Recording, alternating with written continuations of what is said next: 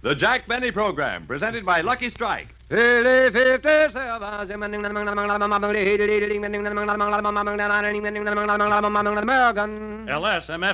Lucky Strike means fine tobacco. Just listen to the words of Thomas Ray Oglesby, ace tobacco auctioneer, who said, At all the markets I've attended, I've seen the makers of Lucky Strike buy good, right, mild leaf. and Harry R. King, independent tobacco buyer. I've seen the makers of Lucky Strike buy fine tobacco that smokes up smooth and mild. Yes, for a real smoke, I picked Lucky. You've just heard the words of independent tobacco experts, the impartial authorities on tobacco quality. So for your own real deep-down smoking enjoyment, remember, LSMFT. Lucky Strike means fine tobacco. So smoke that smoke of fine tobacco, Lucky Strike. So round, so firm, so fully packed, so free and easy on the draw.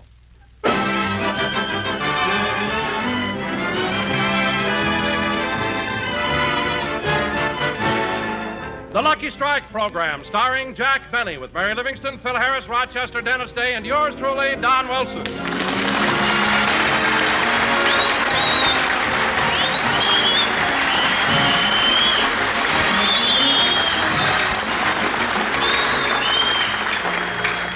And now, ladies and gentlemen, let's go out to Jack Benny's home in Beverly Hills, where we find Jack trying to fix his broken phonograph.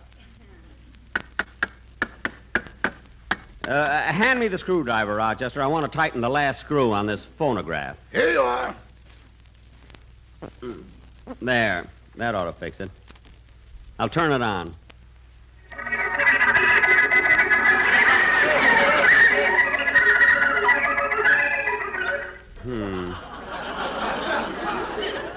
That was too fast. What record was that?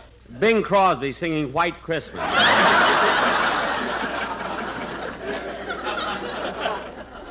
It sounded more like F.E. Boone singing Mother McCree. Yeah. Yeah, I can't understand what's wrong with this phonograph. It's never given me trouble before. Well, boss, maybe if I took this and... Oh, Rochester, now look what you've done. You've knocked the horn off.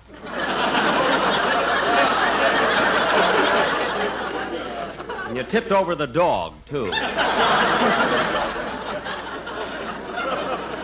This is Be Kind to Animals Week. I'm sorry, boss. Let's take another look at the motor and see what's wrong. Okay. Hey, wait a minute. Wait a minute. Here's a loose wire, and I see where it's supposed to go. I'll just take it and plug it in. Pull out the plug! Pull out the plug!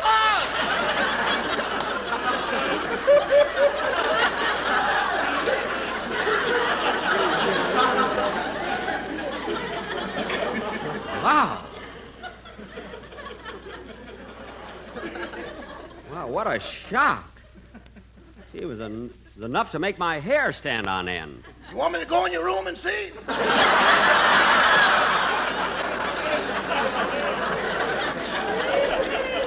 You don't have to. I'm wearing it. The show won't be as short as you think. Now, there's the wire is fixed. Now, let's try some other... Let's try some other records. Let's try some other record. What have we got in that album? Let me see.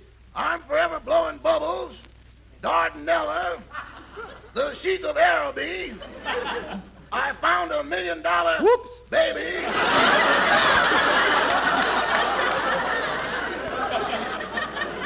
Oh.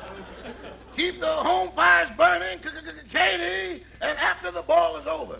No, I don't want to spoil those. Play some of the old ones. Go ahead. Boss, any records older than these are on cylinders. Put some of these on. I want to try it out. Yes, sir. Shall we put in a new needle? No, Roger. The needle we have was guaranteed to play 1,000 records. We've only used it 873 times. What a memory. Memory, nothing. Count the notches in the side of the phonograph. Now, let's turn it on and see if the record changer is working there. Yes, sir.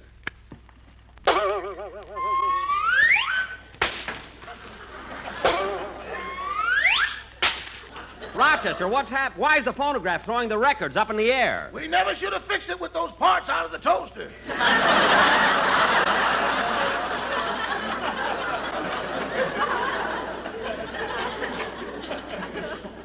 Well, I think that... Come in. Hello, Jack. What are you doing? Rochester and I were just fixing... Duck, Mary, here comes the Sheik of Araby. Rochester, turn that thing off. We'll use it without the changer. Yes, sir. Jack, what's going on here? Rochester and I fixed the phonograph. Again? Why don't you get rid of that old thing and buy a new one? Mary, this phonograph isn't so old. Go on. Edison's fingerprints are still on it. What? And she means Edison, the boy. Look, Mary, the phonograph works all right now. I mean, I not only fixed it, but I modernized it and brought it right up to date. I'll bet you did. Well, if you don't believe it, try it yourself. All right. Have you got 2 nickels for a dime? Oh, Mary, put in the dime. Be a sport. No, it plays 3 records that way. If you put in a quarter, you get a sandwich, a cup of coffee, and a guide to the movie star's home. We haven't perfected that yet. Go ahead, Mary, put in the dime. I'll take your word for it. Say, Jack, am I the first one here for rehearsal? Yeah, but the others will be here pretty soon. By the way, Mary, I haven't seen you in a couple of days. What's new? Oh, nothing much.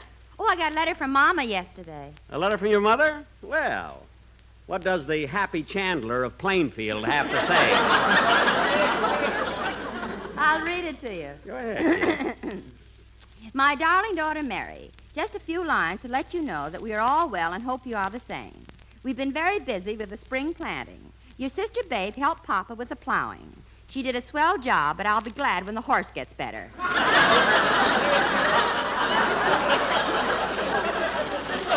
Mary, your sister Babe pulled the plow?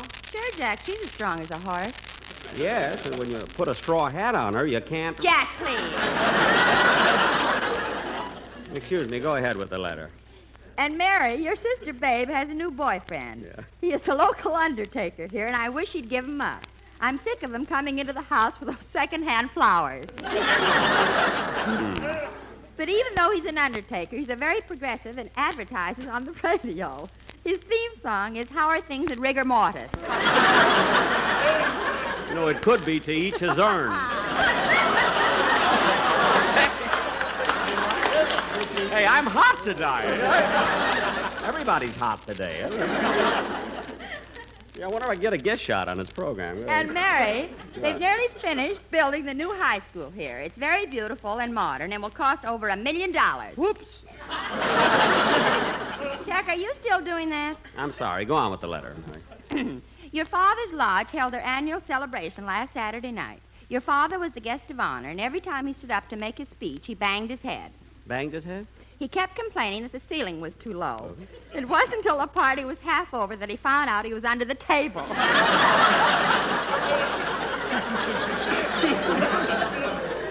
Oh. So, he made his speech to 3 cockroaches and a midget who had come in out of the rain. Your mother's a regular Milton Berle. Well, that's about all the news, Mary, so we'll close with love and kisses from your mother, Hopalong Livingston. What a letter. You know, Mary, I can't understand your mother. Oh, Jack, there's nothing wrong with Mama. Maybe not, but I wouldn't be married to her for $1 million. Whoops! Mary, you too? Yeah, I must be contagious. Yeah. Hey, that must be some of the gang. Come in! Well, it's Dennis. Where? It's you. Come on in. Hello, kid. Hello, Mr. Benny. Hello, Mary. How are you, Dennis? Fine. Gee, it sure is hot out. Well, it certainly is. This morning, my uncle fried an egg on the sidewalk. He did? Yeah, yesterday he fried an egg on the sidewalk, too. No kidding. Yeah. You know where he can find an apartment?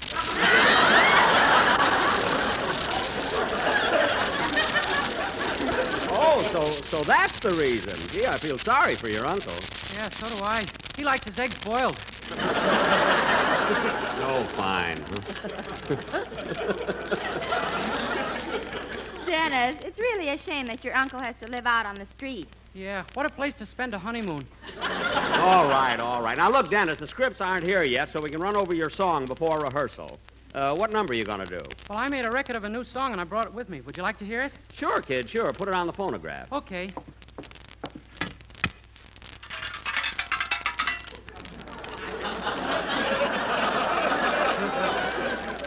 Is this deductible from my income tax? Oh, sure, it's a business expense, you know. Now, go ahead, turn it on. Okay. Jack, what are you doing with that knife? I'm putting another notch on the side of the phonograph. Come on, kid, let's hear the song.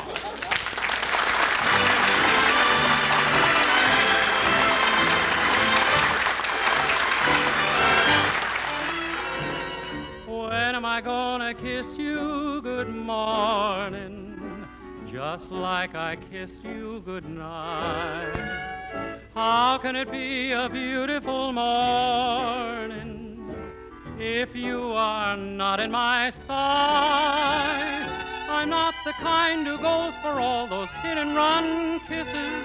I won't be satisfied until we're Mr. and Mrs. When am I gonna kiss you good morning, just like I kiss you good night?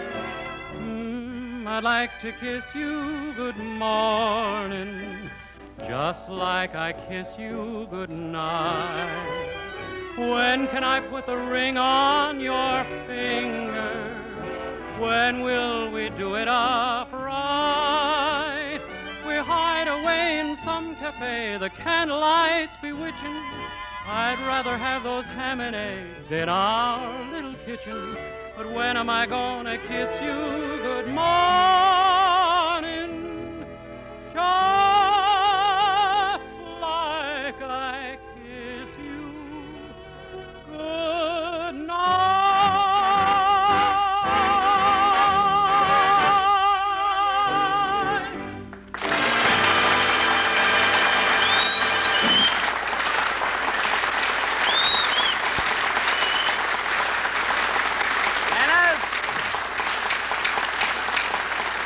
Dennis, that was a very good song, and I'm glad you recorded it. It'll sound swell on the...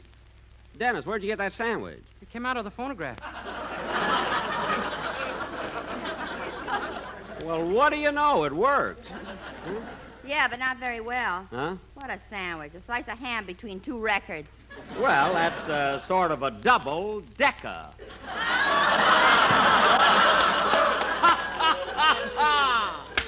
Mary, I had my glasses on. Anyway, that was a good joke. I thought it was corny. Oh, you did, eh? Yeah, you want to make something out of it? Yes. Hit him again, Mary. Dennis, just because my humor goes over your head, don't think that you... Come in! Well, here's Phil, Don, and the quartet. Hello, fellas. Hiya, Jackson. Hello, Jack. Well, boys, as soon as the scripts get here, we can start rehearsal. Okay. Hey, by the way, Phil. Phil, you look wonderful. Nice color in your cheeks and everything. Yes, sir. You can congratulate me, Jackson. I'm a changed man. A changed man. Jackson, I finally realized I was on the wrong road. I had to do something. Well, what made you realize it? Well, the other night I went to bed like I always do. I had a good night's sleep, and when I got up in the morning, I staggered all over the room, reached for a chair, and fell flat on my face. When did that happen? Thursday morning. Phil, that was the earthquake.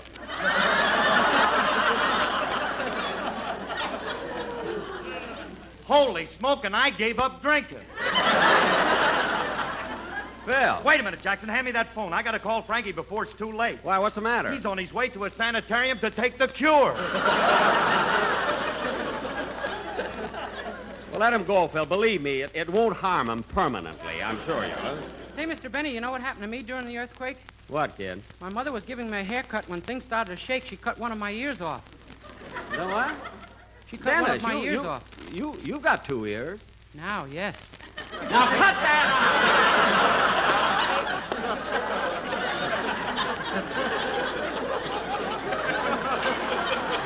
That's the silliest thing I ever heard. Now, yes. Jack, What? I want to do some shopping. What about the rehearsal? Well, the scripts will be here in a couple of minutes. Oh, say, Jack, I meant to ask you, how did you finally make out with Sam Goldwyn last week? Are you going to do a picture for him? No, Don. You see, Mr. Goldwyn wants me to, but his next picture isn't my type. It's going to be Les Miserables. Les Miserables. Yes, by Victor Hoagie. That's Victor Hugo. You got him mixed up with Hoagie Michelson. Yes. Yeah, well, anyway, Mr. Goldwyn and I are going to work out... Hey, that must be the script. Come in. Hello, everybody. Long time no see. Well, Steve! Hey, kids, it's my publicity man, Steve Bradley.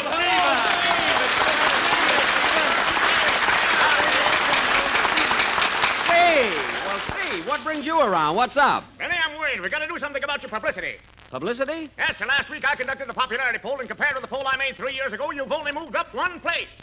One place. When did that happen? When Hitler killed himself. Now, wait a minute, Steve. No time to lose, Benny. I thought it was so urgent that when I couldn't reach you by telephone, I sent a message by carrier pigeon. Carrier pigeon? Oh, that must have been the pigeon that landed on my windowsill. Yeah. Didn't you see the message tied to his ankle? Message? Rochester. Don't look at me, boss. You ate the legs. Yeah, I thought the paper on that leg was a panty there. Anyway, Steve, I appreciate your worrying about me, but I don't need any publicity. As a matter of fact, only 2 weeks ago, my picture was on the cover of Newsweek magazine. Hey, Jackson, was that your face? Certainly. How do you like that? I thought it was an ad for Spam. That's because the photographer told me to stick out my tongue. That's in case someone turns the page and he's got a place to wet his fingers. Yeah, they think of everything. All right, Benny, I think that picture on the cover of Newsweek was great, but you got to follow it up with something, some sort of a stunt. Now, wait a minute, Steve. I don't want any more of your stunts. The last time you had an idea, you wanted me to go to Texas, climb into the Big Inch pipeline, and swim all the way to New York. And you had it timed so I'd crawl out the other end on Groundhog Day. No more of that for me. I know, but this new idea is different. Benny, I've got an idea that'll make you loved and respected by everybody in the country. Me? Yes, sir. Take one of the great men in American history, like Abraham Lincoln. Lincoln? Yes, sir. From now on, you're going to do everything Lincoln did. You're going to act like Lincoln, talk like Lincoln. Yes, sir, even walk like Lincoln. But, Steve, I don't know how Lincoln walked. Don't you remember? Now, look, Steve, unless you've got an idea that makes sense, I don't want any part of it. I don't want any... Now go home and try... Wait a minute. Hold it. What? Why didn't I think of this idea before? What an idea. All right, what is it? Baseball. Huh? Look, Bob Hope bought himself the Cleveland Indians. Bing Crosby bought the Pittsburgh Pirates. And today, what is everyone talking about? The weather. Dennis. Is it unusual? No. What are you getting at, Steve? Benny, you've got to have a baseball team. Well, look, Steve, I like the idea, but a baseball team is liable to run into a lot of money. Now, leave it to me, Benny. I'll find you a team that won't cost you much dough. Good. I'll get a team that's unknown, but with proper training in a year or so, you can sell them to somebody else and clear yourself a net profit of $1 million. Say, that sounds pretty... Jack, how come you didn't go whoops? When it's coming my way, there's no need for it. Now, all right, Steve, it's a great idea. Go out and get me a baseball team. Leave it to me, Benny. So long, everybody.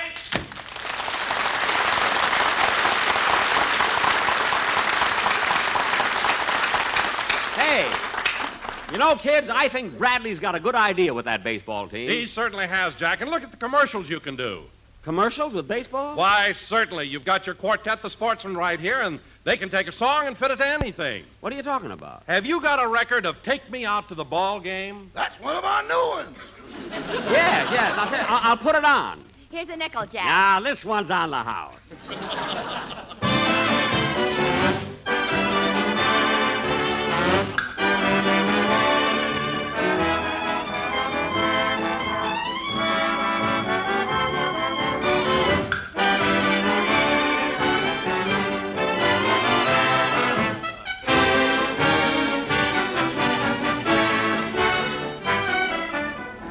Me out to the ball game, take me out with the crowd. Buy me a package of Lucky Strikes, that's the cigarette everyone likes. So let's puff, puff, puff on a Lucky. Just remember the name, for it's 1, 2, 3 Lucky Strikes at the old ball game.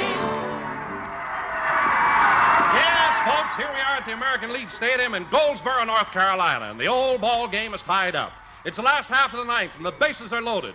Speedy Riggs is on first, F.E. Boone is on second, and Greenberg's on third. And now, coming up to bat is Basil Rysdale. He's warming up. He's swinging 2 big tobacco leaves. He steps up to the plate now. Wait a minute. He's walking up to the umpire, and he says, Give me a light, Bud. He steps back in the batter's box, and here comes the pitch. Look at that ball. So round, so firm, so fully packed, so free and easy on the throw. It's a long, long fly going to left field. It's going over the fence and lands into the tobacco field out there with that fine, that light, that naturally mild tobacco. Take me out to the ball game. Take me out with the crowd. The score for a lucky is 2-1. You'll smoke and you'll cheer and you'll have so much fun. So let's puff, puff, puff on a lucky. Just remember the name, for it's LSMFFT at the old ball game.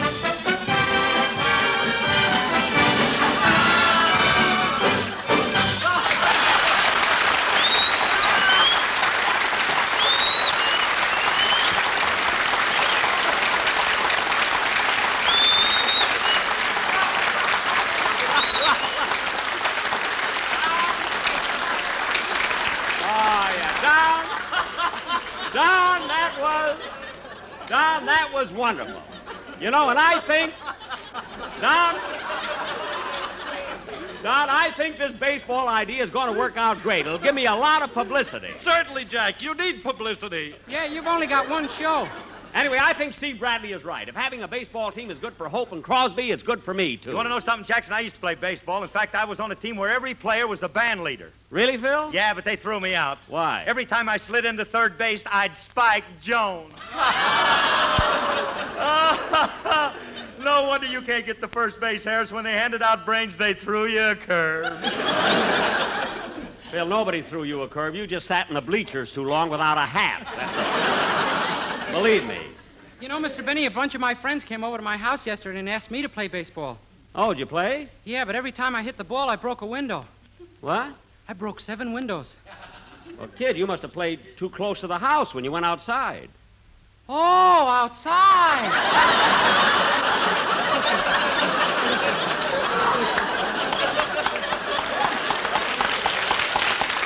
Dennis, you mean to say you played baseball inside the house? Yeah, you want to make something out of it? Oh, be quiet! Jack, why don't you stop kidding around? I got some shopping to do. Let's get on with the rehearsal. Mary, we can't. The scripts aren't here yet. They aren't? No. Well, why don't you call up NBC and see what's wrong? All right, I will. Take me out to the ball game. Take me out with the crowd. I know a way to save 80 cents. I'll drill 2 holes and we'll look through the fence.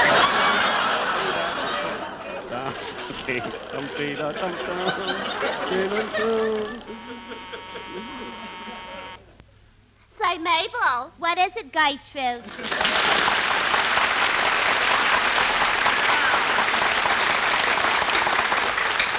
Your outside line is flashing. You get it, will you? Okay. National Broadcasting Company. Oh, hello. What? Oh, just a minute, I'll connect you. Mabel, it's Mr. Benny. I wonder what Spam Face wants now. He wants me to connect him with the mimeograph department because they haven't delivered his scripts yet. Scripts? Well, how do you like that? And he palms himself off as an ad-lib comedian. Yeah. He couldn't ad-lib a click if he had false teeth. Ain't it the truth? But I don't care if he can ad-lib or not. I think he's a cute schmo. Why should you think he's cute? He's gone out with me more times than he has with you. He has not. He has too. Oh, Mabel, let's not argue. When we look like we do, we should be happy that we've got each other.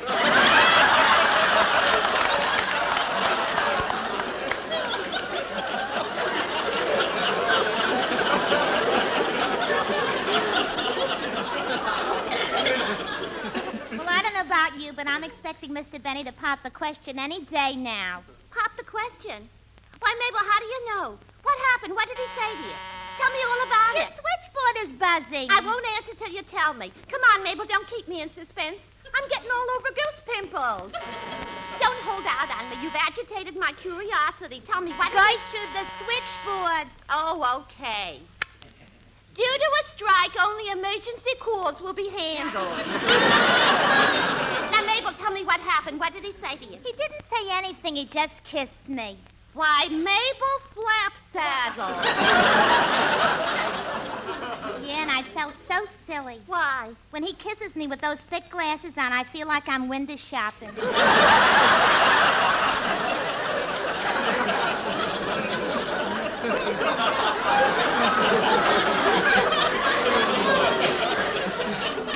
Honey, I know just what you mean. You do? Yeah. One time when he was kissing me, I saw my reflection in his glasses, and I thought someone was watching us. Anyway, Mabel, what I wanted to say Operator! I want the mimeograph to pop out. What? Well, when you get them, tell them to send the scripts out to my house. Goodbye. Well, kids, there's nothing to do but wait. We won't be able to rehearse until... Hold everything, Benny. I'm back. Come back. Steve! Yes, Benny, you wanted a baseball team, and Bradley didn't let you down. That's swell. Just sign this contract, and the team is yours for $1,000. Good. There you are. Now, what's the name of the team? The BBBs. BBBs? What's that? Benny's Buxom Bloomer Girls. Bloomer Girls? Certainly, Benny. I can see it now all over the sports page. Pictures of Bob Hope and his Indians. Bing Crosby and his Pirates. Jack Benny and his Bloomers. Well, Steve, you can't do this to me. Come on, Benny. I'll see you out at the field. Steve! How do you like that? A girls' team. I got a good mind. Jack, your slip is showing. Oh, quiet.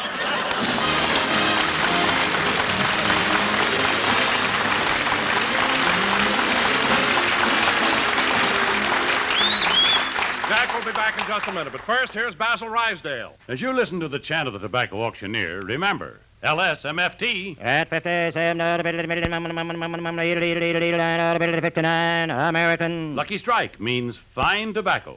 And in a cigarette, it's the tobacco that counts. Listen now to the words of a man who's seen millions of pounds of tobacco bought and sold. Mr. George Alfred Webster of Durham, North Carolina. He said, At auction after auction, I've seen the makers of Lucky Strike buy fine tobacco that makes one grand smoke. I've smoked Lucky's myself for 29 years. Those were the words of a man who really knows tobacco. Yes, independent experts like Mr. Webster can see the makers of Lucky Strike consistently select and buy that fine, that light, that naturally mild tobacco. fine, light, naturally mild tobacco. Remember, LSMFT. Lucky Strike means fine tobacco. No doubt about it. LSMFT. Lucky Strike means fine tobacco. And this fine Lucky Strike tobacco means real deep down smoking enjoyment for you. So smoke that smoke of fine tobacco, Lucky Strike. So round, so firm, so fully packed, so free and easy on the draw.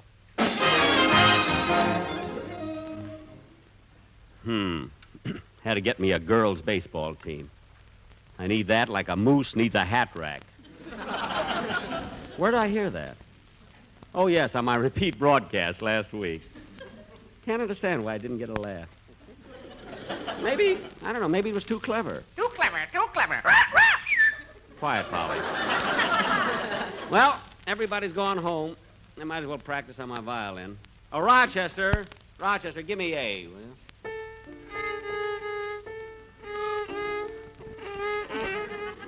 That's close enough. Better practice my exercises first.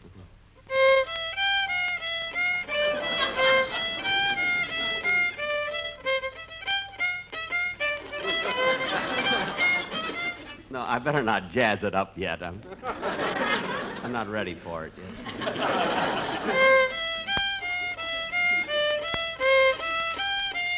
Maybe I ought to practice intermezzo.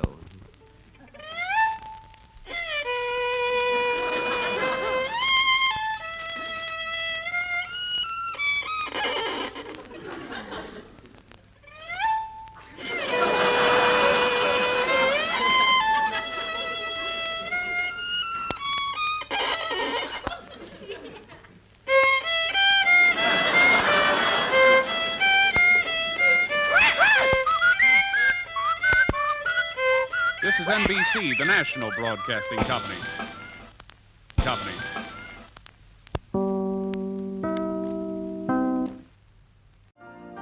You've been listening to the OTR Gold Network. Find more classic radio at otrgold.com.